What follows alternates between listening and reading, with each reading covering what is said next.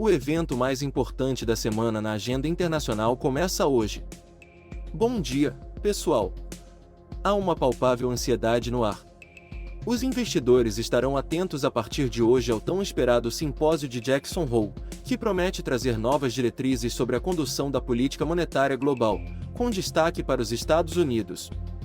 As atas recentes do Federal Reserve revelaram que vários membros do comitê consideraram plausível um corte nas taxas de juros durante a reunião de 30 a 31 de julho, embora a decisão final tenha sido manter as taxas inalteradas. Esse registro sugere um crescente consenso entre os formuladores de políticas de que um corte de juros pode ocorrer na reunião de setembro. A questão agora é se esse corte será de 25 ou 50 pontos base, e qual será o caminho dos juros após essa primeira redução. Ontem, o Ibovespa registrou mais uma alta, avançando 0,28% e alcançando um novo recorde de fechamento aos 136.464 pontos, marcando a terceira máxima consecutiva. Esse desempenho foi impulsionado em parte pelos índices de Nova York, que também fecharam em alta após a divulgação da ata do Federal Reserve e a revisão dos dados de emprego nos Estados Unidos. No cenário doméstico, além da movimentada agenda em Brasília, o mercado local tem intensificado suas expectativas de alta na Selic, com muitos apostando em um aumento já em setembro. Embora o Brasil já tenha uma taxa de juros real alta em comparação com os Estados Unidos e outros pares, parece ser necessário elevar ainda mais os juros para evitar um prejuízo significativo à credibilidade do Banco Central.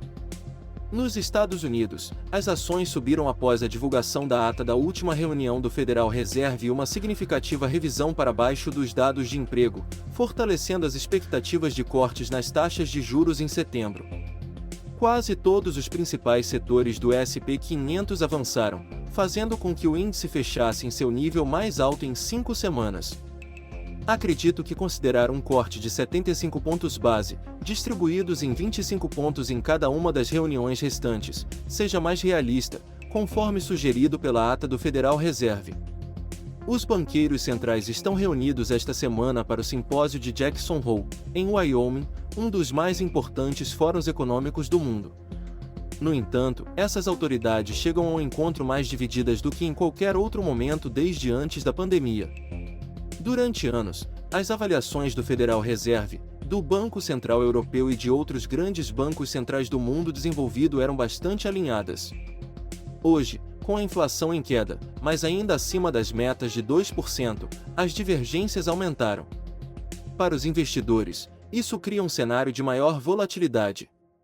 Ontem, Robert Kennedy Jr., candidato independente à presidência dos Estados Unidos, anunciou sua retirada da corrida eleitoral, declarando apoio ao ex-presidente Donald Trump.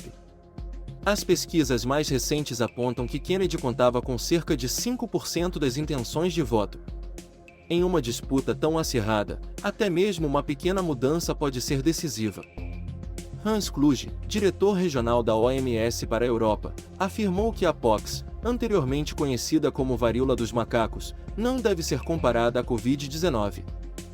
Recentemente, a OMS declarou o surto de pox na África como uma emergência de saúde pública de preocupação internacional, após a identificação de uma nova variante.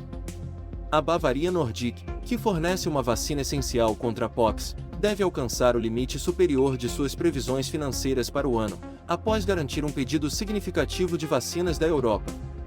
A Tesla obteve uma vantagem significativa após a União Europeia reduzir as tarifas adicionais sobre veículos elétricos importados da China.